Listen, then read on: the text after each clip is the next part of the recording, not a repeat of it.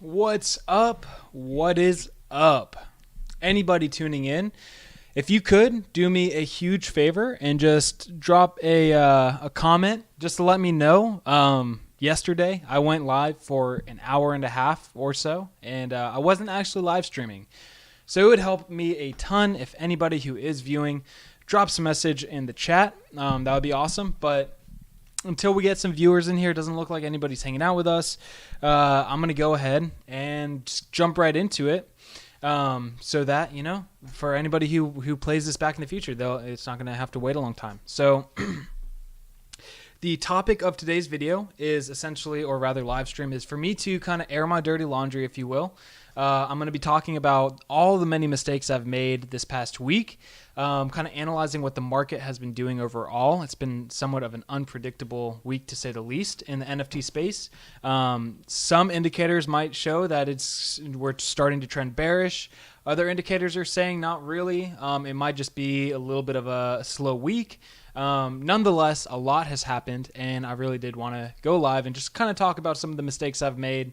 My whole purpose of this channel, my whole kind of intention from the get-go was to be as authentic as I possibly can, to be genuine and show you guys my successes and my mistakes so that, one, you guys realize I'm not an expert by any means. I don't want anybody to believe that I am, but also so that you guys can hopefully not make the same mistakes that I have made.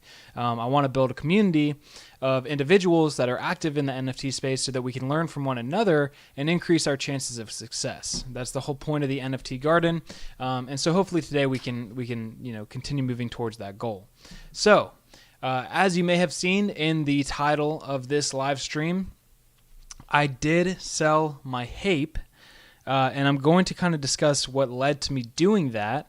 Now, you can call me out for clickbait. I did sell my HAPE. I have bought it back, bought a HAPE back. So I own HAPEs again. Anybody who has been following along for a little bit now know the HAPE is my number one project. I believe extremely strongly in it. Very passionate about the HAPE community and have very high hopes, and I'm very optimistic about the future. One quick update, though HAPE themselves haven't announced this, Coinbase has.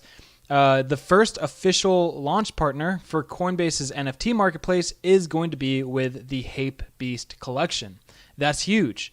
I'm really looking forward to HAPE's announcement on their side of things later tonight to get an idea of what that really means for us as a community and a project going forward. But nonetheless, it's pretty awesome that Coinbase is our first official partner. Pretty big in my opinion. So moving forward, let's get into the topic of conversation tonight, which of course is why I sold my HAPE, what happened with Pixelmon, and lessons that I've learned and that I'm going to apply moving forward into this quote-unquote bearish market. Now, before I go any farther, I do have a special guest for you guys. I said that I would, somebody asked me a little bit ago, they wanted to see my doggo. Come here, buddy. Don't be camera shy. Oh, and here he is. Oh, here's my puppy. This is Muggsy, everybody. This is Muggsy. He's the official mascot. He's a bit camera shy, but he's a sweet puppy. He doesn't know what's going on right now. Anyways, I did say that I would share my puppy a little while ago, so there he is. Muggsy. So, Colex, I'm happy to answer your question. Psychedelics Anonymous, I agree. Look, there's only a handful of projects, and we're going to get into this in more detail, so I will respond to this comment 100% right now. But for the next 5-10 minutes, I'm just going to kind of be speaking a little bit, and then we'll get back into a little bit of a back and forth. But regardless, I'm going to speak to this. There are very few projects out there right now, in my opinion, that are safe investments, given this unpredictable market. If we are moving bearish, you want to be very safe. I am personally doing what I can to sit on as much cash as possible, cash in the form of Ethereum, of course, since we're referring to NFTs. And the projects that I am holding and also investing in are going to be projects with a fully doxed team, with utility-driven roadmap. They ought to be accomplishing some form of utility. That should be their goal. I'm not really interested in art or collectible based NFTs. I'm not saying that those NFTs won't be successful in this moment, but I am somewhat risk adverse right now, especially as you'll hear, based off what's happened this past week to me, all my own doing, of course. Anyways, all that to be said, one of the few projects that I am very interested in and bullish on is Psychedelics Anonymous, HAPE Beast, Bio Pills, J-Punks is another one. I think J-Punks does not get the attention it deserves. I think that team is absolutely amazing, and I think they're going to do phenomenal things if they achieve what they have on their roadmap. But the thing about all of the projects I just mentioned is they have a fully doxed team. You know exactly who they are. They all have team members with extensive experience in business and in the respective fields of what they're trying to do. Right. For example, Psychedelics Anonymous. All of them have managed businesses. They've grown, they've marketed. So they know how to accomplish the goals they've set out to. And J-Punks is just the same. They've all been in the film industry, motion capture, design, rendering, 3D modeling, same with HAPE, so on and so forth. So those types of projects I would feel safe in investing in. And if any of you guys tuning in are Patreon subscribers of mine, there's only a handful of you guys, you would already know that in this bear market that we're kind of living in right now, instead of going in minting or flipping other unknown NFT projects, like maybe I found an NFT project, I think it has a bullish future, I might buy in, expect to flip. That's something I would have done a month ago for sure, because we were in a very bearish trend or bullish trend. My apologies there. Every single project was just doing so well. So, the risk of doing something like that was relatively low. Of course, nothing that you do is going to prevent this space from being very risky. But now, instead of getting into new projects and kind of taking a little bit more gambled type bets, I'm actually going to be sticking into projects that I know and trust and trading within them. So this is something I used to do with BioPills a lot. And we'll look here in just a minute. I'm going to switch over to my OpenSea activity to show you guys my sales, my listings, my purchases, etc. And back in the day, like a few months ago, back in the day, it was only a few months ago. It's crazy how fast things move in NFT world. I spent a little bit of time flipping and trading inside the BioPills project. I really like that project and that team. I think they have done a phenomenal job providing consistent value and continually to rise their floor price is important, but not everything. But nonetheless, they've done a really good job. It's consistently grown. They continue to airdrop and provide value. They're coming out with a token, but they're not doing it in a way that's going to oversaturate the supply without having demand. Just really good project all the way around. And so I think it is a very good time to really learn the details, get in-depth knowledge about a market for a particular project or a handful of projects, and buy and sell within that one, right? So Kolax, kind of getting back to your question, which is that you're bullish on Psychedelics Anonymous. I totally feel that. If you want to get a HAPE, now might be a good time. I don't know what the market's going to do in the short term. What I can tell you, in my opinion, about HAPE specifically is their long term is extremely bullish. If you look at Nansen.ai or where the smart money and the whales, if you will, of that project, they're all accumulating. They're not selling, which would imply that they also agree that we have a potential blue chip, a very long term good outcome for that project. So, I think that as time moves on, more information will come out about the types of businesses and companies that HAPE will be collabing with. And in my opinion, that'll only continue to prop up the floor. So, I'm excited to see if anything comes of HAPE's announcement of their collaboration with Coinbase. Like I said, Coinbase has made it official. It is on their Twitter. It's not a secret anymore, but HAPE hasn't actually said it on their side yet. We will get that announcement later tonight. So that very well could cause a little bit of a run up in the floor price. It may not. It's hard to say. But nonetheless, I think, if you're not concerned about short-term fluctuations in floor price, then yeah, now is a great time to purchase a HAPE. You have to do what's best for you. If you're familiar with the Psychedelics Anonymous project more than you are with HAPEs, maybe you continue to buy and sell in there. I don't really know what the floor price of Psychedelics Anonymous is. Maybe let's check it out real quick if we can find it. Let's see, No, that's not it. That's fake. It's got to be fake. Yeah, it's fake. Psychedelic Anonymous. Docs Anonymous. Hopefully this is it. I don't want to spend too much time on this. Okay, I'm not. Colax, if you're still with us, just comment below like what the floor price of it is. 8, I feel like that's probably way over floor price. If I were you, maybe if you have enough, buy another Psychedelics Anonymous. I don't know what the floor price is. Buy a HAPE and be good. But I can't really tell you what to do, but I am very bullish on Psychedelics Anonymous and HAPEs. Those two projects I think are going to do very well. Anyways, let's get back to the whole purpose of this live stream, which is for me to discuss my mistakes that I made this past week. So let me switch over real quick to a different display. Here we go. Now I'm minimized. And we're going to take a look at my OpenSea activity. So guys, I don't post my wallet. Okay, 4.2 ETH. So you literally have enough where you could buy one HAPE and another Psychedelics Anonymous. That might be a very good move. Maybe you look out for some good deals in the Psychedelics Anonymous project, because I would imagine you're quite familiar with the market and what's going on there. Maybe you can find a medium to rare one hanging out near the floor. Maybe it's undervalued. This is what I would do for biopills, is I would seek out, every now and again someone might list a rarer NFT towards the floor for one reason or another. Maybe they are uninformed, they don't know what they have, and they're selling it at floor price. Maybe they just need liquidity and a quick sale. It could be a lot of things, right? But maybe if I were you, I would maybe search out a good deal, buy another Psychedelics Anonymous, sell it, make a little bit more profit so that you aren't investing all of your Ethereum into the two projects.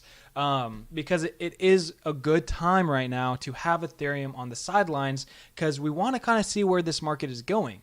It could continue to go down. It could kind of rebound a little bit. But nonetheless, there's probably going to be some good deals out there in the next few days to weeks. And it is nice if you have that Ethereum on hand to buy into some of these big dips on strong projects and position yourself very well. So do what you think is best. If it was me, I might try to do a couple more flips and trades inside the Psychedelics Anonymous project, because it sounds like you're familiar with them. Get some more profit on the sidelines, then buy into HAPEs or Psychedelics Anonymous again, hold long, do what you need to do. But that's kind of my advice there. I don't want to be too financial advising, if that makes any sense, right? So I sold my HAPE, and I sold it 8 days ago, or 9 days ago maybe now. And my whole thought process was that I was going to sell my HAPE, the one that I minted, and I was going to buy into Pixelmon for 3 Ethereum. I was overly confident that the immediate short-term secondary market would provide really good profits, and I was going to take profits, and then I was going to even mint a Squiggles. And then I was going to ultimately use all the money that I made from those two projects. I thought they were going to be quick flips, almost guaranteed success, etc., and we'll talk about that. And I was going to buy back into HAPEs, and then I was going to have a few Ethereum left over, ideally, to then trade and continue moving on. With my buying and selling of other projects, I would have a HAPE and I'd be all good. Because my intention was never to be out of HAPEs. It was simply to kind of take advantage of an opportunity I saw elsewhere. So that was my thought process there. Now, if I was to kind of boil down what led to these mistakes on my side, it was ego. I thought I knew everything. I was overly confident in my ability to predict the secondary market and what was going on. And that caused me to over leverage myself into the position. Before I sold my HAPE, I had no Ethereum. I basically, at that point in time when I minted my HAPE, I used all my Ethereum to mint my HAPE. So I had like 0.2. Obviously, that turned into 5 Ethereum, which was amazing. And I kind of got cocky, and I was like, okay, now I got 5 Ethereum. I got plenty of money. Let's go, trade some NFTs and make a ton more money, right? So ego, overconfidence, greed, honestly, instead of holding, I wanted to make more money. I thought I could. And that's kind of what led to, in my opinion, my downfall, if you will, with this whole circumstance. So obviously, guys, Pixelmon was one of the very top projects out at that point in time.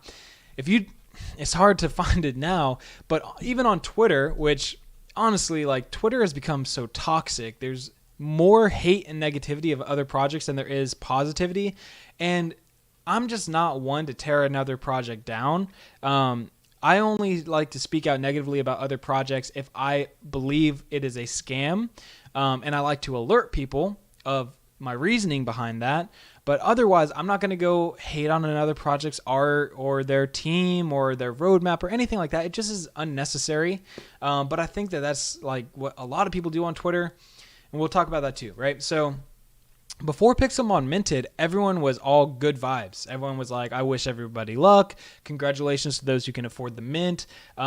Enjoy your 10 Ethereum profits, whatever, right? So I was super optimistic. I've been following Pixelmon for quite some time, so I really had an optimistic outlook on what they were going to do and everything. So have my Ethereum, I decided to mint, and obviously in the matter of a couple hours, the secondary price of Pixelmon plummeted to somewhere in the 1 Ethereum range, and then it dropped down, sub 1 Ethereum at some point in time. Was very stable around 1 Ethereum for a couple days, and now we're starting to see it climb back up a little bit. But nonetheless, from an overarching kind of viewpoint, in the short term, Pixelmon failed.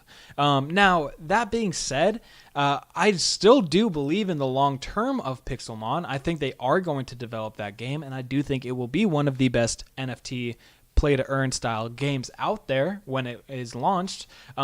I think they're going to do just fine in the long term, but I do think they have a lot of making up to do for what happened on Mint Day just a week ago. So I want to kind of talk about, in my opinion, some of the variables that led to that huge plummet, what they did wrong in my opinion, and then I would like to discuss how I am going to operate differently moving forward in NFTs from my losses. So I'll say it right now, I lost about $6,000 last week, about 2 Ethereum in total from Pixelmon. And so let's walk through this, okay, through my activity. So I minted a Pixelmon at 3 Ethereum, of course, at the Dutch auction. And then I listed at 15 Ethereum. Now, I'll tell you the reason I listed it so high. I was expecting to be able to get 10 to 12 Ethereum for that NFT, just based off of, previous market history and stuff and what everything was going on in the NFT world. And then you can see over the next day, 2 days, I kept dropping the price. And then I finally sold all the way up here at 1.033. So a significant loss there. Now, let's talk about what happened with Pixelmon. Okay, there's a lot of different variables that added together to create the imperfect storm that led to their eventual downfall. So, in my opinion, the founding members or the team behind the project got greedy, and they prioritized short-term money over long-term value. Okay, and they also kind of screwed over their core community members in this process. So if any of you aren't familiar, the way Pixelmon decided its sale price, it was going to be a Dutch auction that was established up front. But the starting price of their Dutch auction was actually based on the auction results of the Trainer NFT collection. So they came out with this collection, low supply, 20 NFTs in total, the Pixelmon Trainers, okay? Totally separate collection to the Generation 1 Pixelmon, which we all minted. And essentially, those trainers had its own set of utility and benefits for holders and minters of it, those who bought it from the auction. And one of the main ones was that you were guaranteed an airdrop Generation 1 NFT. So seeing that those NFTs were being sold via the auction between 7 and 17 Ethereum, it was pretty bullish because, amongst other things, people were willing to pay that price to get a free one of the Generation 1, it would imply that those individuals had high expectations of the prices of Generation 1 NFTs. So, in hindsight, of course, is 2020. That whole structure makes no sense when you really think about it. Why would you base the price, just purely from supply and demand perspective, right? For those, the higher the supply, if demand stays the same, the higher the supply, the lower the price. And there's this inverse relationship between supply and demand. As supply goes up, price is going to go down unless you can equally increase the demand for that product. So demand stayed about the same through and through. And they decided to set the price point for their Generation 1 NFTs off of the trainers, even though there are 10,000 Generation 1 NFTs and 20 trainers. Obviously, way more supply of the Generation 1s than the trainers. So it doesn't make any sense to me, in hindsight, to set the price point of the bigger collection off of the smaller supply collection. So that was red flag number one that I totally missed out on. I was so blinded by greed, I didn't even care to think about it. But the cheapest trainer sold for 7 Ethereum, I believe, and the team said they had an internal cap of 3 Ethereum. So they weren't going to start the Dutch auction anything over 3 Ethereum, which I guess is good. But regardless, here's my big issue with this, right?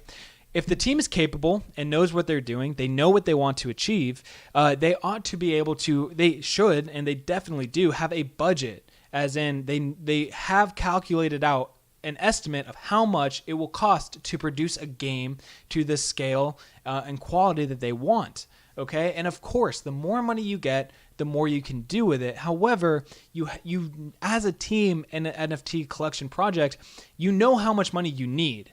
And once you know how much money you need, it is very easy to backtrack and establish a minimum sale price for your NFT to get enough capital to achieve your goals. And so that's what Pixelmon should have done, and that's what all of these NFT utility-driven NFTs should do. And that's going to give, if they followed that approach, they would be giving their community the most reasonable price possible to still achieve what they have planned. And that's what Pixelmon should have done. But they didn't do that. They decided to essentially sell at the highest price they possibly could based off market demand for a extremely low supply collection that was sold prior. It just seemed like they prioritized getting as much money as possible instead of providing as much value as possible to the community. One way you do provide higher value is you basically set the entry point to be lower, right? If I spend $100, it's much easier for the project to give me more value than I spent in return because the price point is lower. If I spend $3,000, then the team has to work that much harder to provide more value than is equal to my investment. And they should always be working to provide more value than the cost of what I invested into a project. That is what makes a good team. So anyways, they prioritized money instead of value. That was mistake number one for the team. The Dutch auction was fundamentally flawed, and we saw this with Squiggles and Pixelmon. And again, all of these things, when you think about it, make total sense. But in the moment, blinders were on because all I could see is dollar signs. So they also decided to set their public sale before their pre-sale, their whitelisted sale. So the public came along and minted first. That is a big issue. And now I've learned any project that has that same structure, I am staying far away from. And here's my reasoning for that.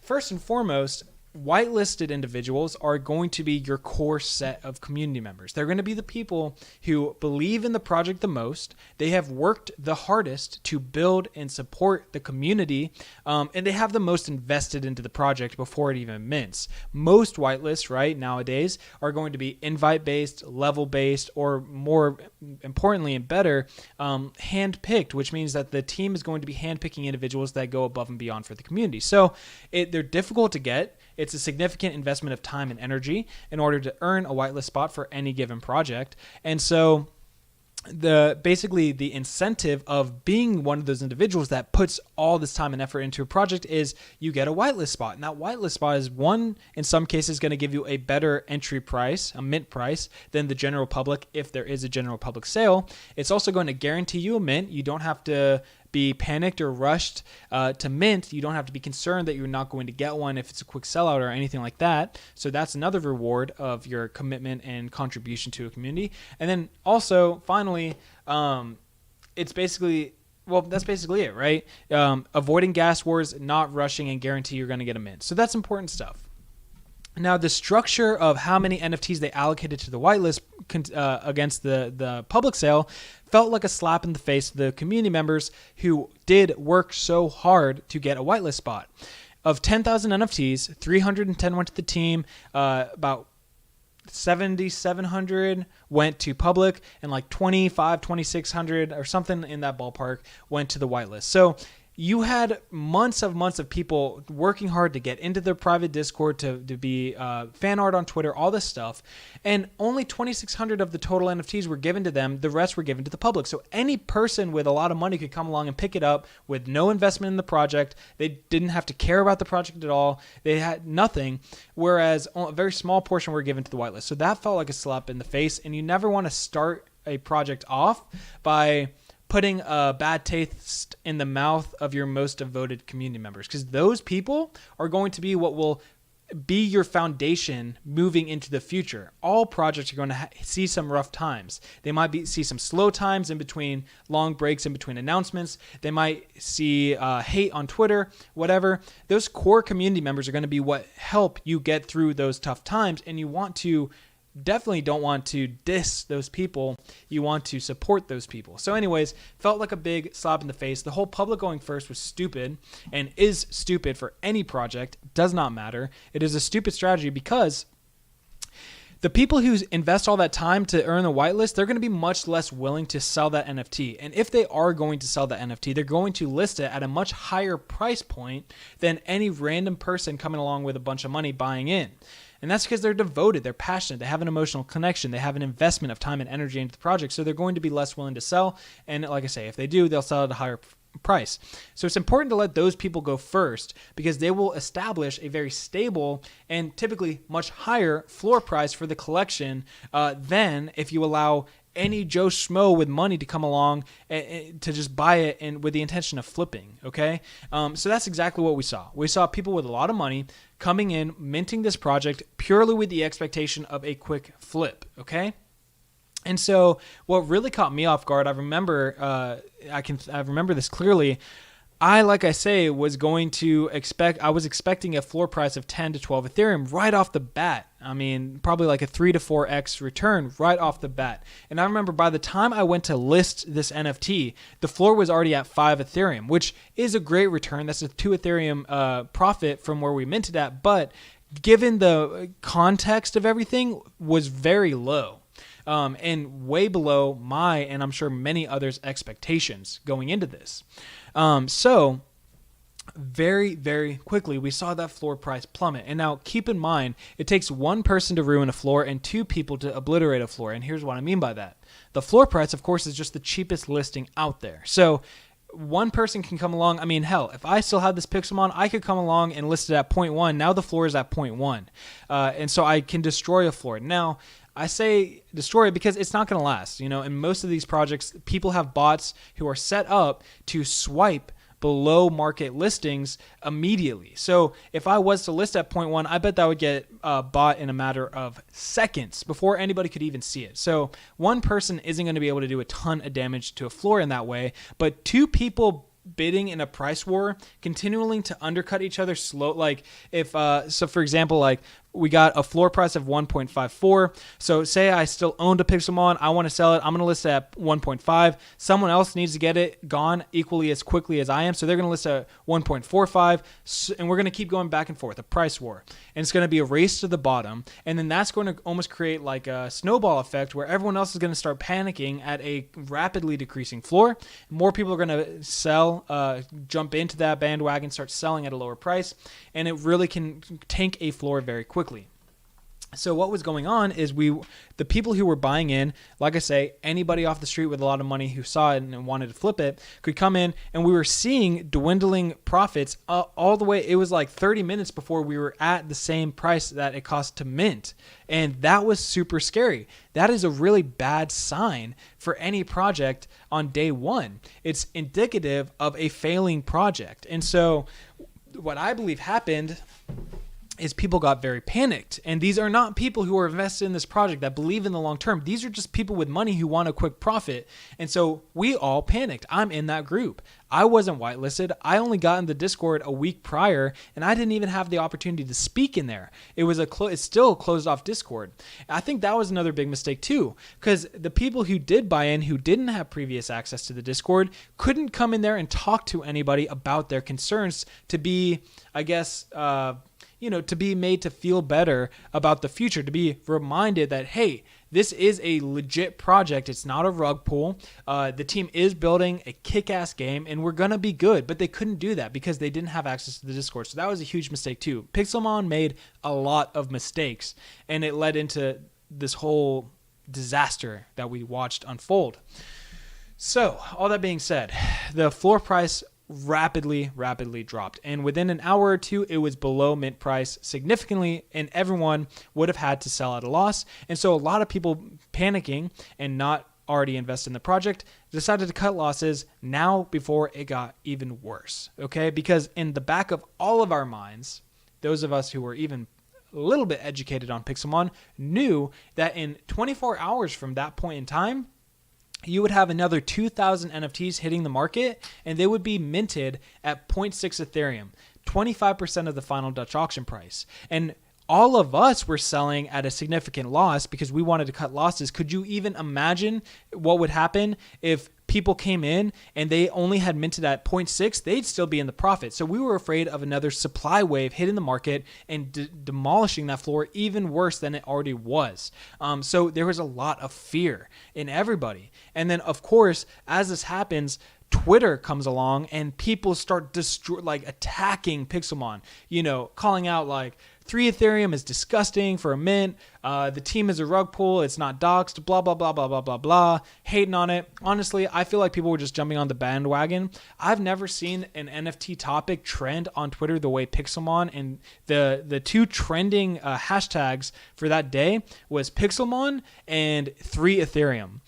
It's insane. That's big because NFTs, we got to remember, we're somewhere in an echo chamber. Like my Twitter is full of NFT stuff, but in reality, like NFT, we're still very early. It's a very niche industry and not very many people are actually involved in it. So for a topic in our space to reach the mainstream Twitter media, it's a big deal. It means a lot of people are talking about it. And I think some influencers and other people hopped in on the bandwagon to try to tap into that attention. They started hating on the project, mimicking what everyone else was saying just to kind of get maybe some likes, maybe get some new followers, whatever. But it really was an ugly thing to see, especially because 2 hours prior to that, everyone was all supportive of Pixelmon. So that's why I kind of stopped looking at Twitter, because no matter what project you're in, somebody's going to be throwing hate. And it doesn't matter. You got to stick to your fundamentals and do what you know is right. So anyways, the Dutch auction was a huge mess up. I think they prioritized money over providing a reasonable price because remember, they make money off of secondary sales. I would way rather have a low mint price and a high royalty fee than a high mint price and probably also a high royalty fee because this team obviously prioritizes their money. It's just so much better that way to start off low, and then it's so much easier to build up a ton more value for all your investors than it is if you start really high.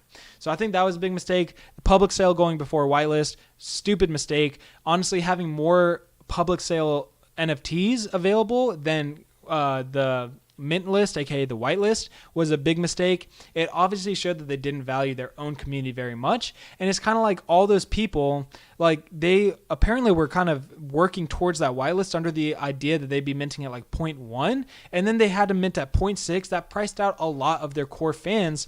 It just created a lot of issues all the way around in so many different ways.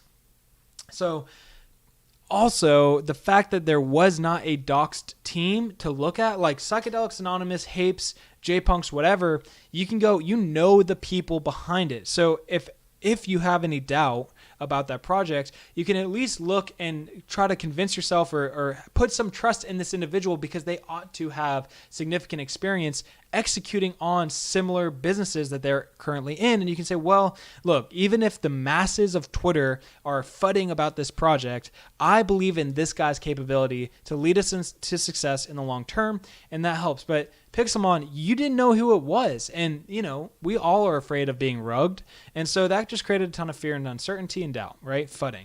So that's what I think led to Pixelmon's downfall. Now, I lost $6,000 last week, aka 2 Ethereum. It sucked. I will say right now, there was like 3-4 days I was really, really beating myself up over it. I was really down in the dumps. Honestly, it was very difficult for me to continue moving on in NFTs. I really wanted to throw in the towel, quit this YouTube channel, quit NFTs. I felt like a failure. It was not good. I wasn't feeling that good overall. So this is important because I do want to share with you guys, like, I'm a human being and I do make mistakes and I do suffer from, some of these circumstances and the consequences of my actions. And I think that's very important so that you guys, if you're ever in a similar position, realize that you're not alone. There are so many people who fall into the same situation. And I'll tell you what really helped me kind of heal from that is really focusing on what meant most in my life, which is my girlfriend, my dog. I got a day job. I can pay my bills. I still got people around me that I love and that care for me. And so you can't really put a price on those things in life. So even I just kept reminding myself, even though this is a significant loss, you are young, you got what matters most in life, you got time, you got loved ones, and we will bounce back from this, right? And I want everybody to kind of remember that in your own dark and tough times, because it's very important. And so moving forward, let's kind of get into all the lessons learned from Pixelmon 1. At this point in time, because the market is so unpredictable, I am only investing in fully doxed teams that have significant utility that they're working towards, and that I would be happy to hold long term, meaning that if I mint and something falls out from underneath it, like the floor, I'm happy to hold long term because I believe in that team. I'm also trying to build up as much Ethereum on the side cash to buy into opportunities, and I'm not going to be as active buying and selling and trading NFTs, especially newer ones. And so that's kind of moving forward. If I see, I hate Dutch auctions. I never liked Dutch auctions. I only got into this one because I had the money to do so. And like I say, I got greedy. But I don't like Dutch auctions at all. I think it prioritizes money over providing a reasonable value. I don't think they're necessary in any situation. Like I say, a project with goals can figure out how much money they need and can set a mint price accordingly. They do not need the market to set the value. If you're letting the market set the value, you're trying to get as much money as possible. And I think that's a red flag. Also, public sales before whitelisted sales, stupid. If I see a project doing that, I'm out. I'm not even messing with that because you're really just prioritizing flippers coming in there and they're going to destroy that floor in the short term. You ought to have your most dedicated members of your community coming in there and establishing a solid and high floor price for the collection. It's just going to make everything go so much smoother and it'll just be better that way, in my opinion. So that is a huge red flag for me now if they do a public sale before a pre-sale. Also, and this has been a red flag for a long time, if they don't allocate enough time for a pre-sale, right? A pre-sale ought to, in my opinion, a minimum of 12 hours should be given, but more ideally 24 hours to 48 hours is more appropriate as far as I'm concerned. And the reason for that is one of the many benefits of having a whitelist or a pre-sale is so that people don't have to get engaged in a gas war, right? Competing to pay the highest gas price to get there is because there's a risk of it selling out and not getting one. Whitelisted members should never feel that panic, and that is kind of like the reward, of course, for their whitelist. So yeah, that a couple red flags. One more thing I wanted to mention about the Pixelmon, and this is an important variable too, Cyber, which is the undoxed founder of that project, in the minutes prior to that mint going public, he last minute was like, first 500 mints get airdropped to Serum, and it created a frenzy. It created a rush and a panic to be the first to mint. And here's why, amongst other things, that is really stupid, okay, in hindsight. The NFT space moves really fast, okay? So when I see a team that has patience, that takes their time to develop things in a reasonably paced way to make sure everything is good, that is a great sign. It is okay if a project is trying to move super fast because they're trying to keep up with the space, but it is a very good sign for things to move slowly. HAPEs are a great example. They are slow paced. And that is a good thing. They took 3 to 4 months even to mint. Then they had 2 weeks reveal. Then another, this and that. Collabs are going to be coming out, but they're going to be coming out slowly. All this stuff. I think that's a great sign because that's a real business team working towards the future in realistic timelines. So the other side of the coin is that scammers, they benefit and succeed when they can create FOMO and a panic. A scammer is always going to try to get you into a panic state of mind so that you don't think through what you're doing and you make a decision that ultimately puts you in a vulnerable state where they can take your money or assets. So when a team or a project tries to create a panic or a rush, that is a huge red flag. It doesn't necessarily mean they're trying to scam, but they're definitely adopting tactics that scammers use to take your money. And that's exactly what it felt like Cyber was doing in the moments before that mint happened by saying the first 500 get this extra NFT airdrop to them. That literally promotes people to rush in there and mint as fast as possible. And it just felt scammy. I don't think it was intended to do that, but that information should have been made public way before. It should have been not news to anybody. It's fine to have done it, but it's just the fact that he announced it right before the mint, that nobody had time to think about it or, work through it. Plus, another big blunder that happened is the team, like I mentioned earlier, has dedicated 310 NFTs to themselves for the treasury. That is fine. There's nothing wrong with that. But they didn't clarify to everybody that they would be minting those at the beginning of the Dutch auction. And so if you or I or anybody was going to mint that NFT, and you click on the page, you see 310 almost instantaneously being mint, it would imply that that collection is selling out super fast. And again, adding to that FOMO, that panic, that rushed state where you're just trying to get in, especially if minutes prior they said the first 500 get this new NFT. 310 mint immediately. There's only 200 left. Thousands of people are trying to mint this at the same time. Creates a lot of panic. You cannot think through your decisions, and ultimately it leads you to make mistakes. So I think that they did a very poor job executing the mint because of those reasons. They should have clarified all of that stuff way beforehand, so it was not news to anybody. It didn't catch anybody off guard. And it also felt like they were potentially like insider trading. That was a rumor that was going around that maybe they minted the 310 rarest NFTs because they have access to the metadata. There were just so many issues. Pixelmon, they made so many mistakes. It's hard to even keep track of all the mistakes they made. Again, I think the project itself is going to be fine in the long run, 1 to 2 year timeline. But they definitely have a lot of making up to do. They're going to see a lot more struggles in the future. They've done some last minute things to try to make up for what's happened, such as instead of Generation 1 holders having early access to buy the token, they were going to get airdrop some. Same thing with land. They were originally going to get early access to purchasing the land. Now they're going to get airdrop land, and just so many other things. If you hold your minted NFT and don't sell it, you get potentially another NFT. I mean, they're playing this game of catch up, which is not a good position to be in. It's appropriate because they do the minters and holders deserve more value to be provided to them based off of what they invested into the project, but it's definitely not a great position to be in because it kind of distracts them from their original long-term game plan of producing the best play-to-earn game in the space. So that's what I have to say about Pixelmon. Now I'd like to talk about really quickly what I did to get a HAPE back, some of the moves that I made, and then I'm going to talk about how I'm going to operate moving forward into a potential bear market to stay safe and hopefully still earn some money. Now, I say bear market. I'm not fully convinced that we're in a bear market. We're definitely in a downtrend from where we were at the top of late January. So I want to find this graph for you guys. Let's just see. NFT market stats. There's this really awesome site I found yesterday called nonfungible.com.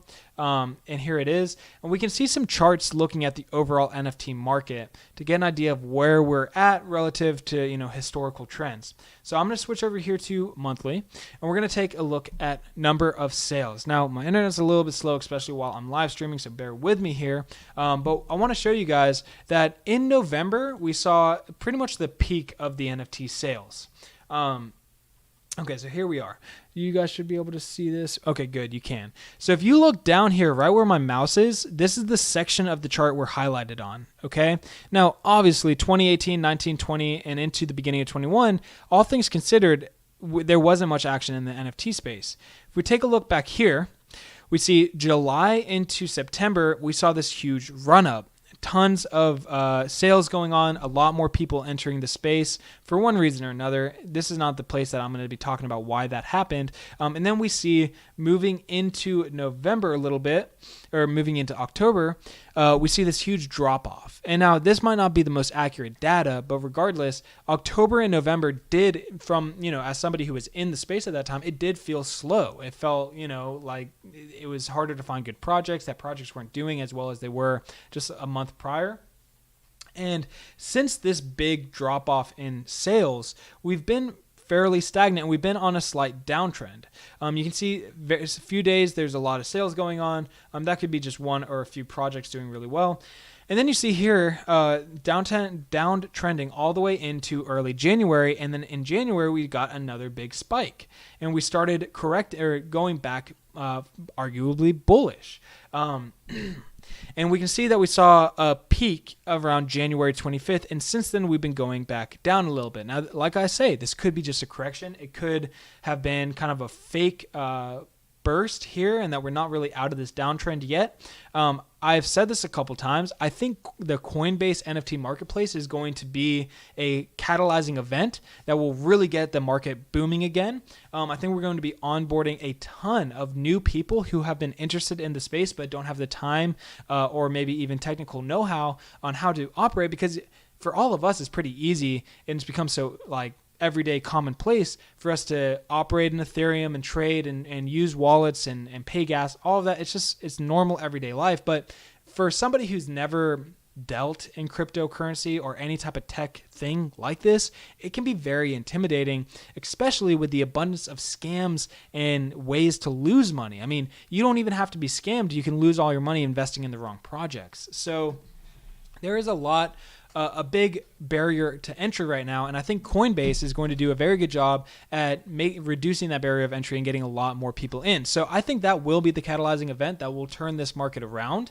But what's interesting and what's unknown is what is the market going to do leading up to that, because we're probably still a couple months away from that happening.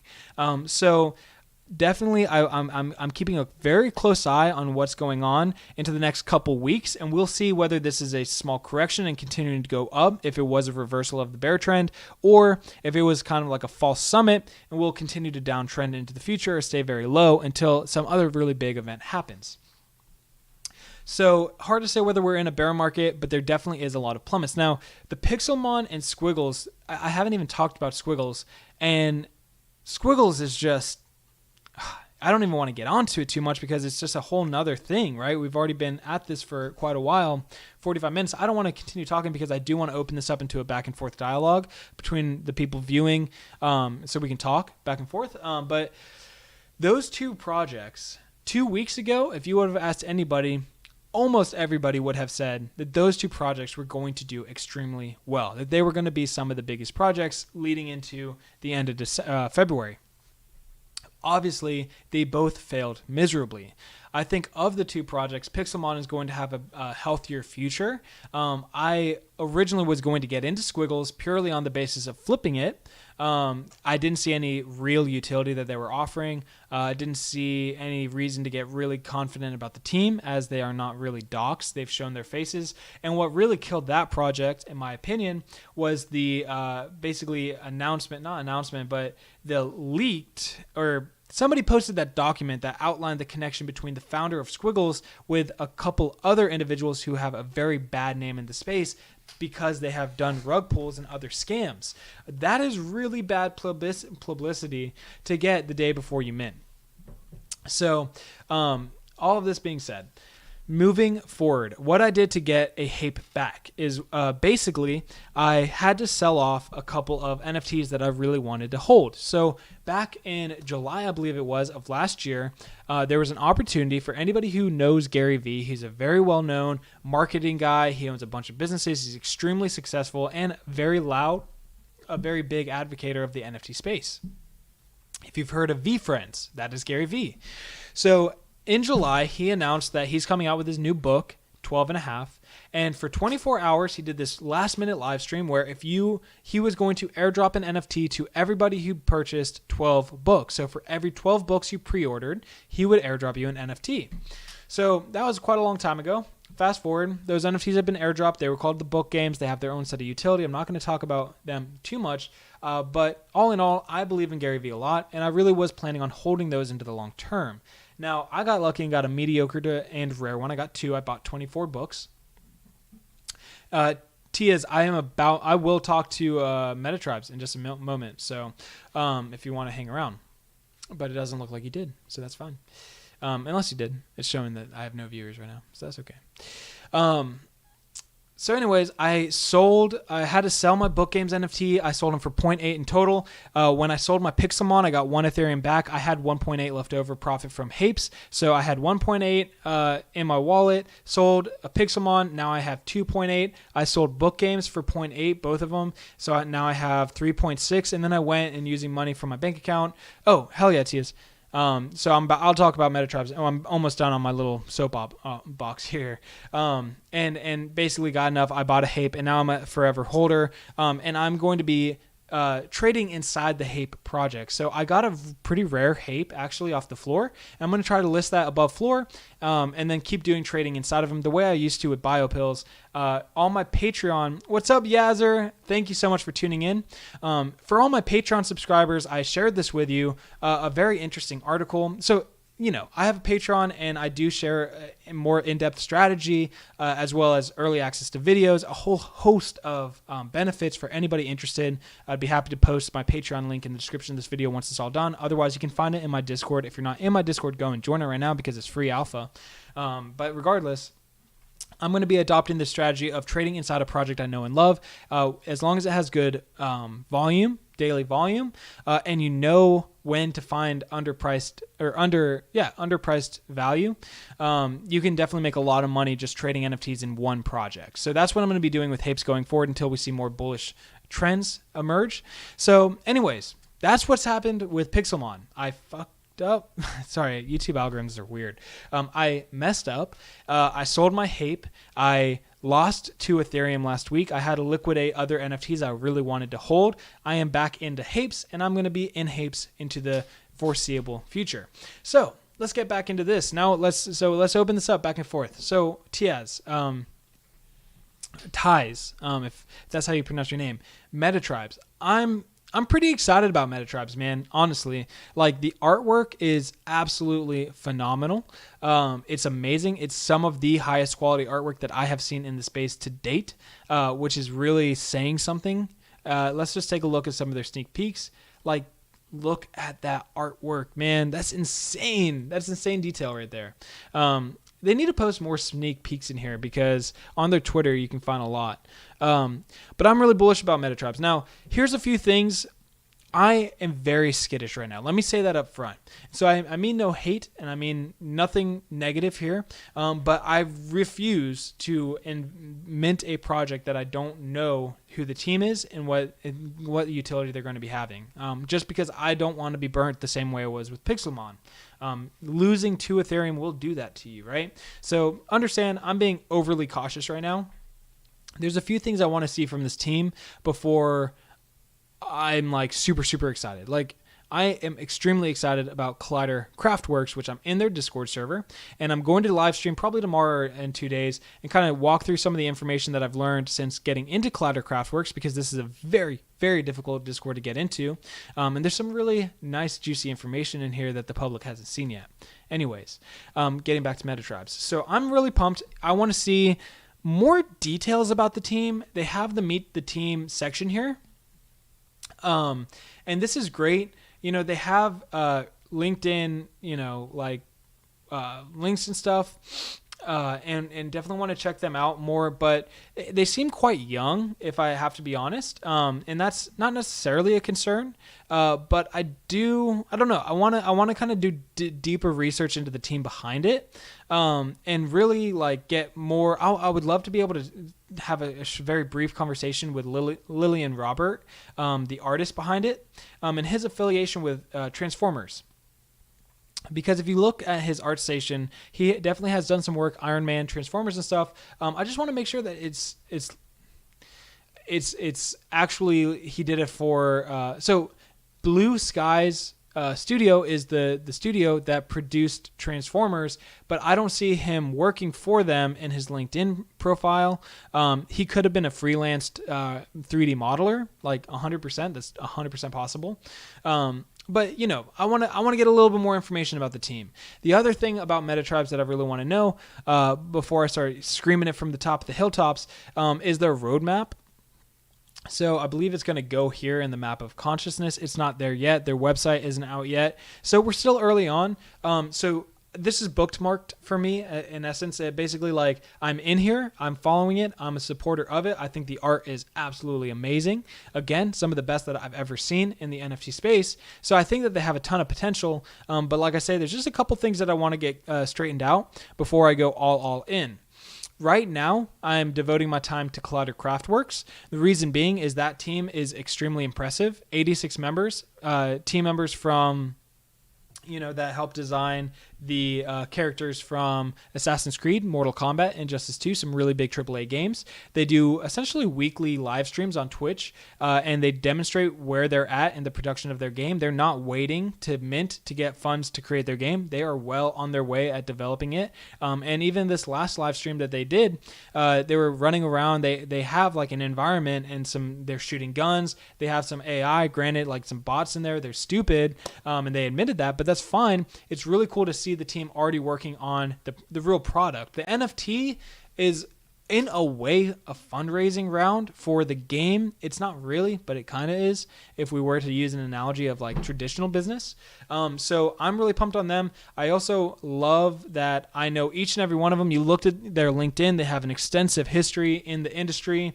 When they say they work for this studio that helped produce Assassin's Creed, you see it in their biography. You see the company they worked for. You can look into it. You see that they're connected to those games. So I really like it. I'm extremely confident in it. So this Collider Craftworks is my number one project that hasn't minted yet that I am working towards getting whitelisted for, and everything else.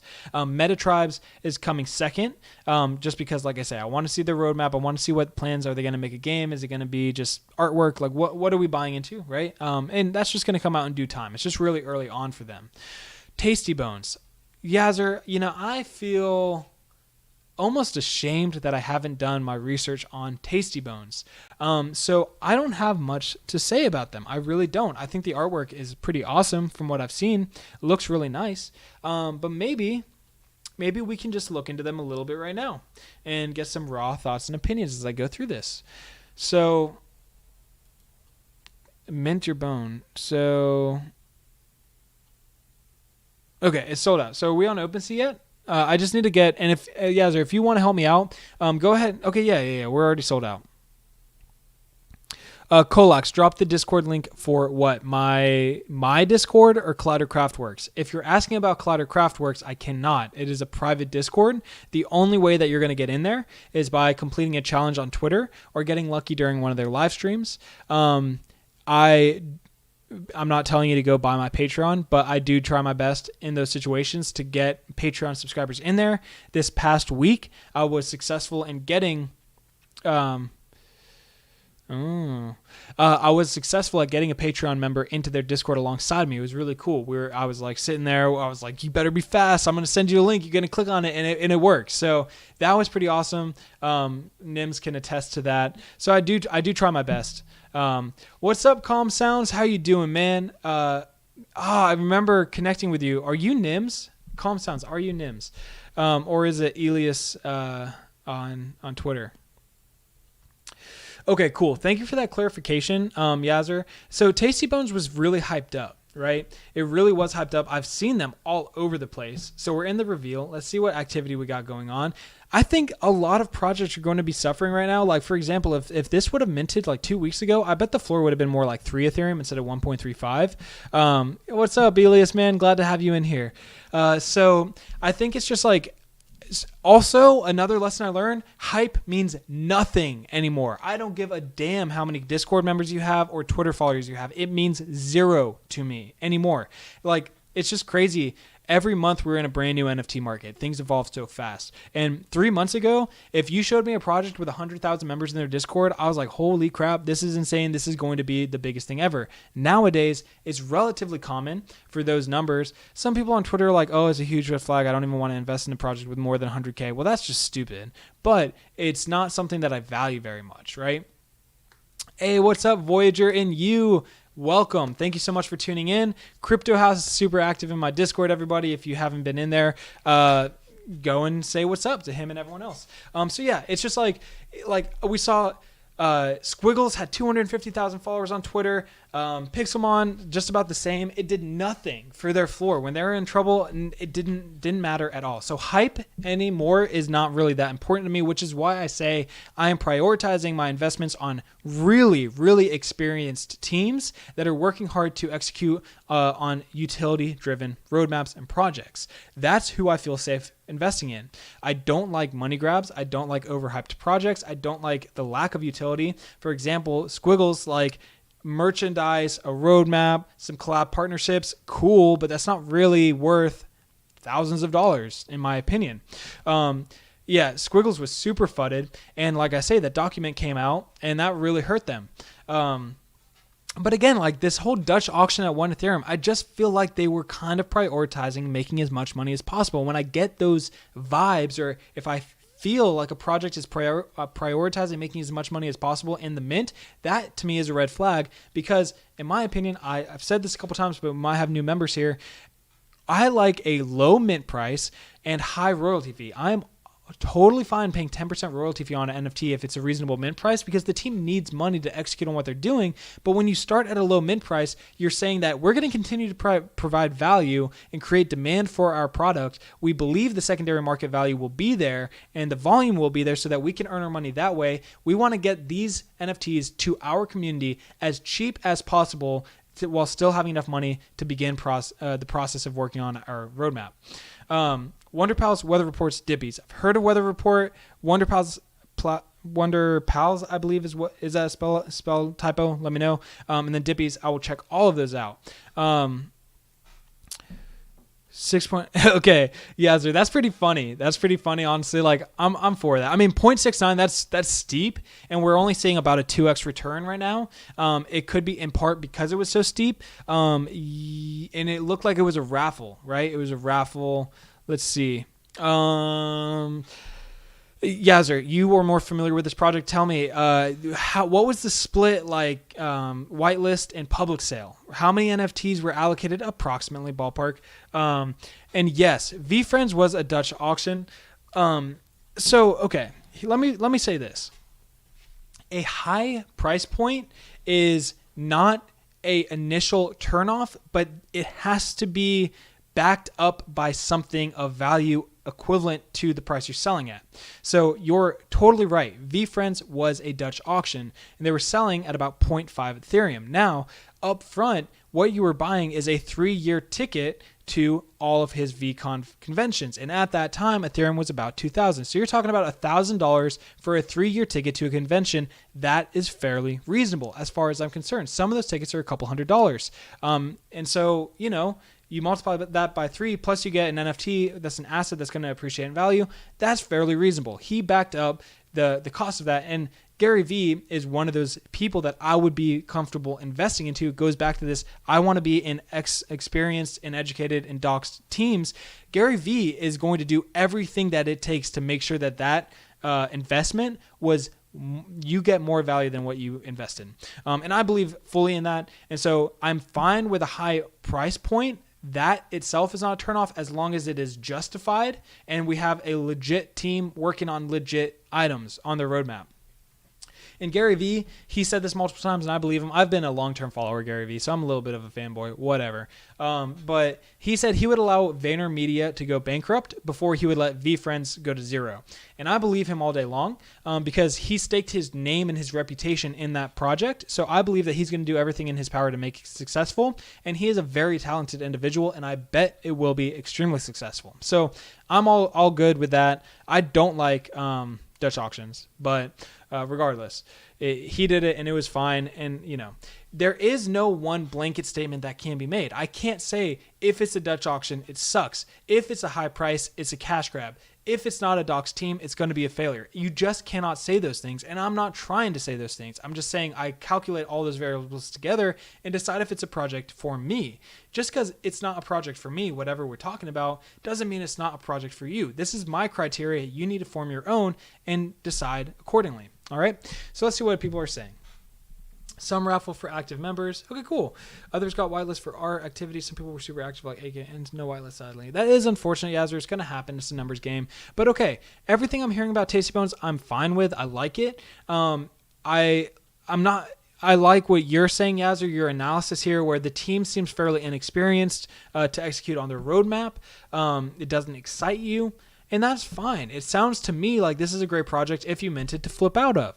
I don't know when you're going to want to do that. I need to look into the project a little bit more, but that's totally fine. Look, we don't have to be in every single project out there. We only have to be in a few winners, and that's enough. It's impossible to be in each and every single project, which is why some of you guys are mentioning projects I've never heard of. It's because I only have so much time of the day to look at new projects, and that is okay. It's an overwhelming amount of projects out there. No one person can know and see all of them. So let's see what we got going on here. Any other questions? Well, let me just show you guys something real quick, and then I will take a look, Elias or Calm Sounds. I'll take a look at some of those. I want to show you like how I'm about to list. Okay, that's awesome. Well, look, it sounds like that team is doing some good stuff because they're being honest, transparent, and upfront about everything. That's what we want to see. That's all we really can ask for, right? Now, I held my HAPE through the reveal. I was thinking it was going to do more of like a Nizuki action where, it was very stable at one price point leading up to reveal. At reveal, minor dip, big takeoff. Obviously, we didn't see that happen with HAPEs. I'm not disappointed in any way at all because I'm a long-term holder of a HAPE, so I don't really care. And I decided for that specific project that I would rather hope for a rare than sell for the initial pre-reveal profits. But that's kind of like an exception to my rule. Typically speaking, I will never gamble on trying to get a rare NFT because by definition, not very many people will get a rare NFT. It is way more likely you get a common, hence common and rare, right? And so I try my best not to gamble in this space. There's already enough risk. I want to do what I can, take the steps that I can take to safeguard my investment whenever possible and maximize my return. I really like the HAPE art. Maybe that's, I don't know. Unpopular opinion because apparently everyone on Twitter hates it. I'm a huge fan of the HAPE art. Like, just check this out, man. It's my background. Like, I like HAPE art all day long. So anyways, moving forward though, like if I was in Tasty Bones, I would probably sell pre-reveal and buy in on the dip if I want to be in that project long term. Maybe you're going to sell a rare NFT, but you don't know, and you're basically, you got to kind of, whatever you do, just accept what decision you made and be okay. I always say, prepare for the worst and hope for the best. So let's imagine you sell pre-reveal, mentally prepare yourself that you just sold the rarest of the collection, and that way anything that happens, you're going to be okay. And just accept that you couldn't afford the risk. I always like to say that I can't afford the risk of holding. And so hindsight is 2020, and it's easy to look back and say, oh, I should have held, I should have sold, whatever. But in the moment, you don't know, and you just have to basically calculate how much risk you're open to take. Little turning point. If I don't get whitelisted for Invisible Friends, which I'm not going to because I'm not even trying for it, am I going to try to snipe a few from the floor? No, because I don't have enough Ethereum for it. That's not to say that I wouldn't if I did. But right now, as I was kind of saying, is I'm not really investing into new projects at the moment, unless I feel very strongly about them, and there's very few that I do. So right now, my strategy going into the future, near future, until we see bullish trends reemerge, is that I'm going to be flipping HAPEs. Is going to be my project of choice. I used to do this all the time with biopills, and let me just show you some of this past history because you can make a lot of money. I shared an article to my Patreon subscribers earlier where somebody turned 0.6 Ethereum into 150 Ethereum over the course of the year, purely trading Lazy Lions and one other, I think Mutant Ape Yacht Club, I'm not 100% sure, but literally buying undervalued NFTs and then selling for a profit. I mean, it's a great way, especially because you really learn a project's market in a very detailed way. It's just a very safe way to do it if you're doing it in a project with decent volume and that has long-term fundamentals. So let me show you guys this. Like, this is way back when. Let's see. I don't even know how long ago this was. So keep in mind, guys, there's a lot of different strategies out there. You can be one of those guys that mints a project and sells pre-reveal and buys in on the dip. You can be somebody who tries to find underpriced NFTs that blow up in a month or two, just trading. You can be one of those people that just picks a project you like and sticks to that. You can be successful in so many different ways. Don't lock yourself into just one mindset thinking it's the only way to make money in this space. You can get creative. If you didn't see, a Bored Ape Yacht Club member just sold a derivative collection for $1.5 million. And here's what he did. He wrote a fan fiction story of his Bored Ape Yacht Club NFT. Basically, this guy was a bouncer at a nightclub, blah, blah, blah, blah, blah. A whole fictional story. He worked and hired a writer for New York Times to produce this into a book, and then he sold NFTs for people basically to get into the book. I don't know exactly how it panned out, but he sold that collection out. And what a creative way to use the brand that has been built for an NFT and for your own personal gain. I want to do similar things with HAPEs. I really like the idea of a fan fiction. I've already said I want to create merchandise using the HAPE that I own, selling that. That is totally within my commercial usage rights that I have as an owner of a HAPE. So get creative. Think outside of the box here. NFTs, it's untapped, man. You can make money in this space in so many different ways. And I don't want you guys to forget that. Yes, and little turning point that I tell everybody, if you're getting into NFTs, be prepared to lose all your money at least twice, because it's inevitable to happen as you get more active in the space. Only buy things you're happy to hold in the long term, because you might not be able to sell, and never put any more money than you're willing to lose. So I want to show you guys my past experience with the biopills, and I'll kind of share my thoughts on what I'm going to be doing going into HAPEs and how I'm going to try to flip my HAPEs and stuff. I will never sell a HAPE if I'm not going to be able to buy back into the HAPE because that is my project of choice.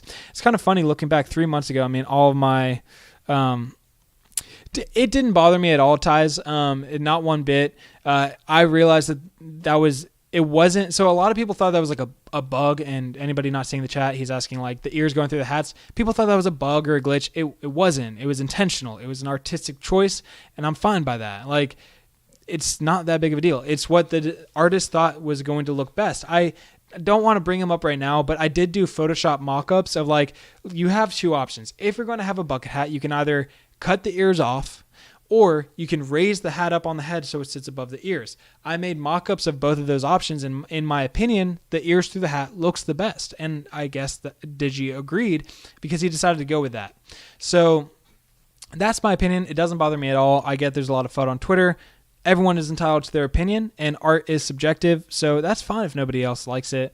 I don't really care, because I do what I like and what suits me. Hell yeah, Lil. I agree with you.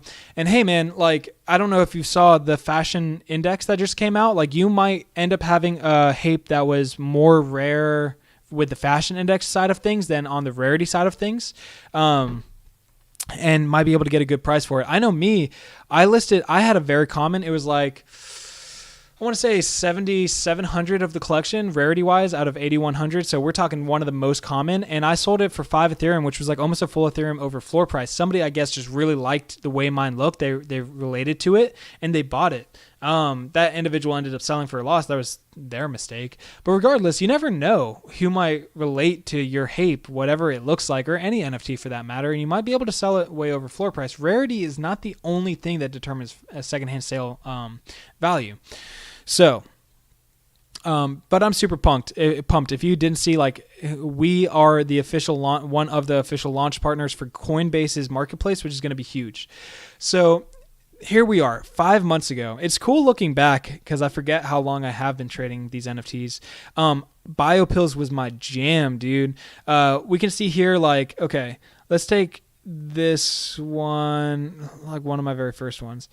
Okay, so I bought this biopill at 0.11 and ended up selling it at 0.16. Now that's 0.05 profit, but it was $200, right? And then I did it again, bought at 0.18, and I sold this one at 0.28. So 0.1 Ethereum profit there. In the meantime, I had a couple, and I kept flipping biopills. You can see here, bought for 0.21, sold for 0.25.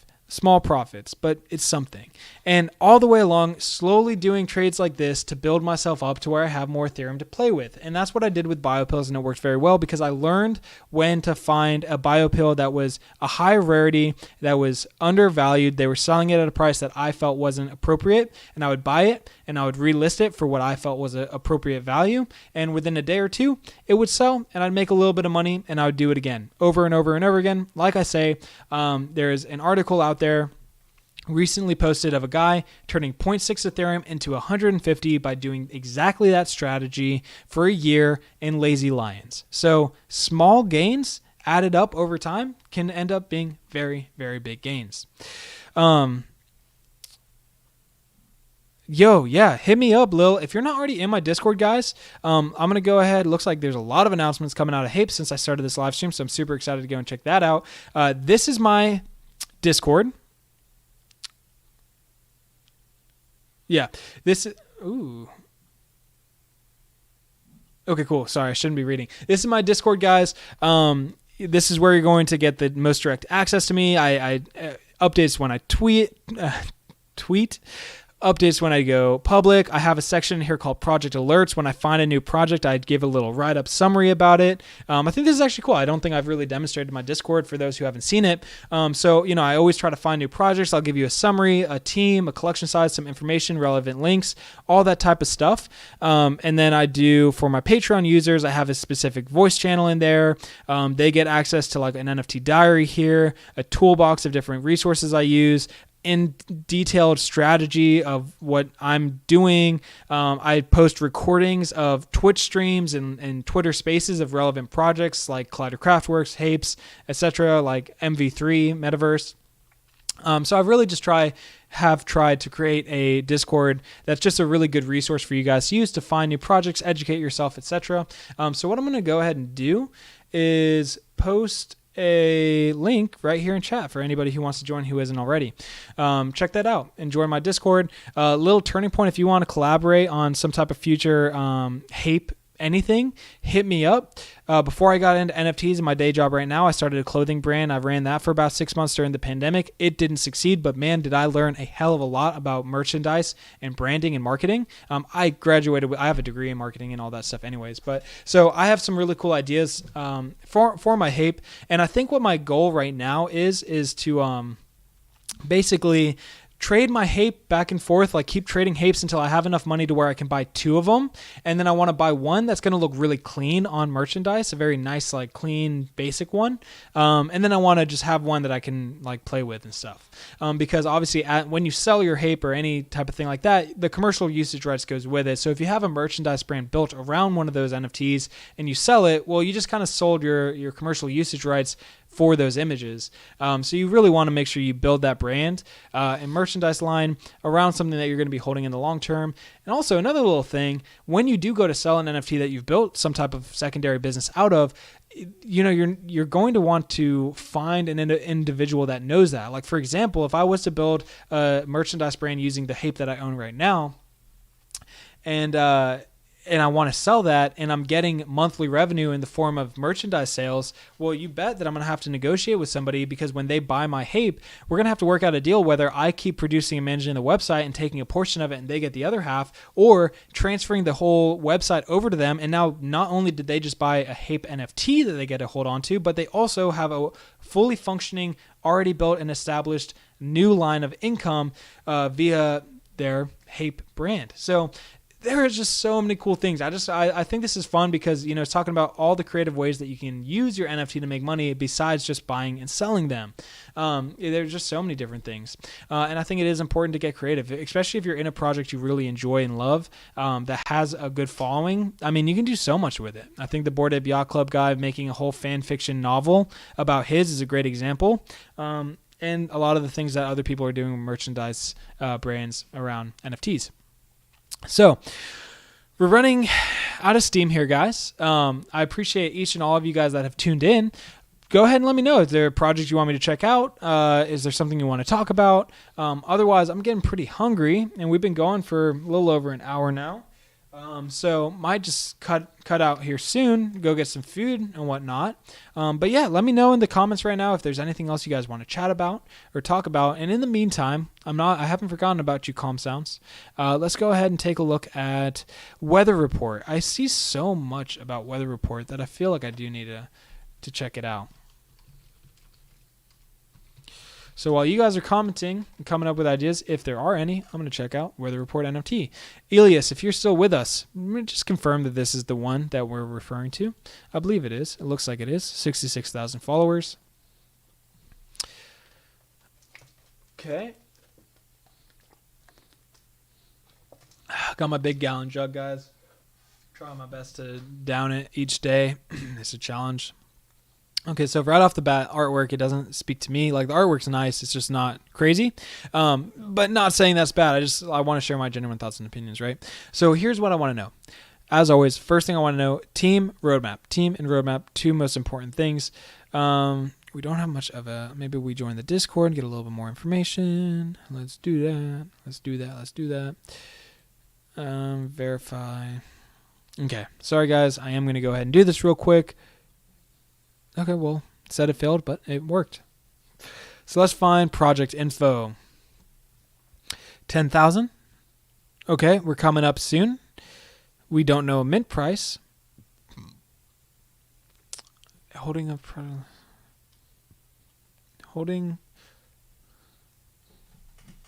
Okay.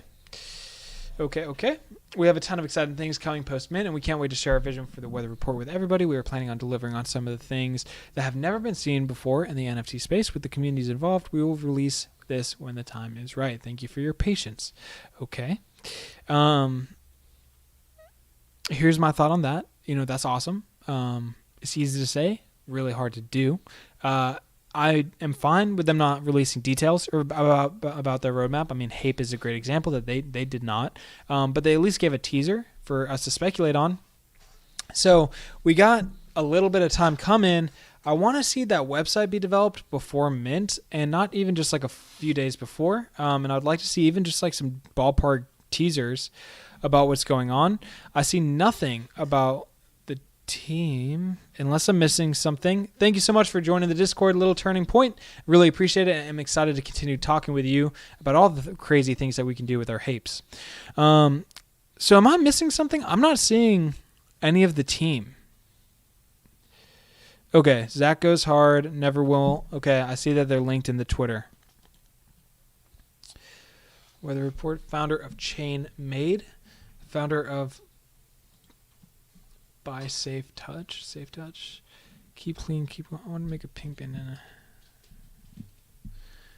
Yo, that would be dope, Little Turning Point. I really like that idea. Maybe even later tonight, I'll hop in my Discord and we can continue talking in one of the voice channels if you're interested. That goes for everybody. If ever anybody wants to talk, hit me up in the Discord, tag me there. It's a really good place to reach out to me more one-on-one and see what we got going on. So, ZachGoesHard.eth. Do we have a LinkedIn profile? Anything? Do we got something? Give me something to know who you are. You're an artist. Okay, not getting much from him. Let's see if we can figure out. So, okay, let me just say this. Like, Weather Report seems quite hyped. I've been hearing about it for what seems like months now. And that alone isn't enough to sell me.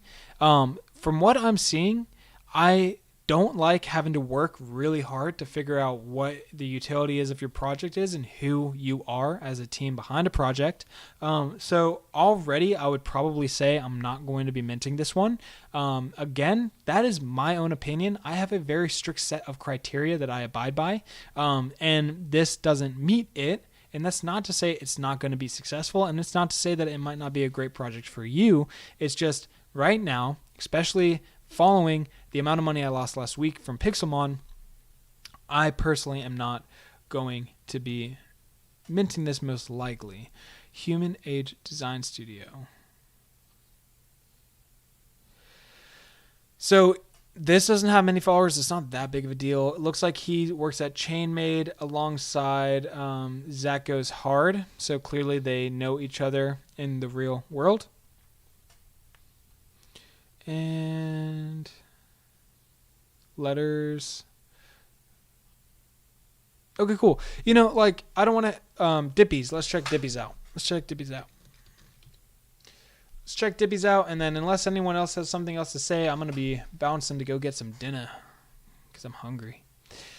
I do like the art here. I will say that. I wasn't a big fan of the weather report. That's funny to me. That's just like pretty funny and cool. I can vibe with it. So we're good. Let's see what we got going on in their Discord. We will join. We will verify. Bada bing, bada boom. And then let's also take a look over at their website and see what we can find about this one. So, FAQ. Mint limits. Okay, there we go. Like it. Very reasonable price point. 0.06. That's good. It's not a ton of money to invest. So, low risk. Or, well, low loss if it does go wrong. I'm liking it. So far, we're good. So far, I'm liking Dippies more than I'm liking Weather Report, honestly. Like, we're seeing some good stuff. Let's see the team. And I like that they have a team page, guys. That's so important. I shouldn't have to, like, scavenger hunt my way to figure out who I'm investing in. Content creator, challenging and set pursuing projects, work daily on TikTok, Instagram, content that reaches the masses. Enthusiasm, Web3. Okay. His goal with the Dippy community is to endorse a 1 NFT equals 1 vote structure via DAO. Okay, cool. So this is going to be like a DAO. I'm all for it. I like, let's see. When was this? Joined December of 2021. So the account was created more recently, but that could have just been for this project, and that's fine. TikTok. Okay, cool. So here's what I have to say. I have to run here in just a second. That gallon of water, man, it moves right through you. Sorry, guys, TMI. Okay, here's what I'm saying. Like, I like Dippies more than I like Weather Report because I see this guy's face. They're not hiding who they are. They are kind of upfront with what they want to achieve. A DAO, a 1v1 voting structure, that's cool. If I didn't have to run, I would probably look into what their DAO intends on doing. But if I had to pick one of the two, I would pick Dippies over Weather Report all day long just for the transparency and the confidence of knowing who I'm investing in. I don't like people hiding behind pseudonyms and pictures and stuff. So, all that being said, guys, I'm going to wrap this live stream up. It was awesome. I feel good. I'm back in it. I love it. It's been like a 2-week little bit of a down trend. I have not been making videos or live streaming. That's over with. We got more videos in line for you guys. We got more live streams coming up. It's going to be awesome. I'm going to have to run real fast. Thank you all for tuning in, and join me later in my Discord where we're going to be hosting some more live streams. Thank you again. Subscribe to the channel. Watch some other videos. I hope you all have a great rest of your day. I love you all. We'll see you next time here in the NFT Garden.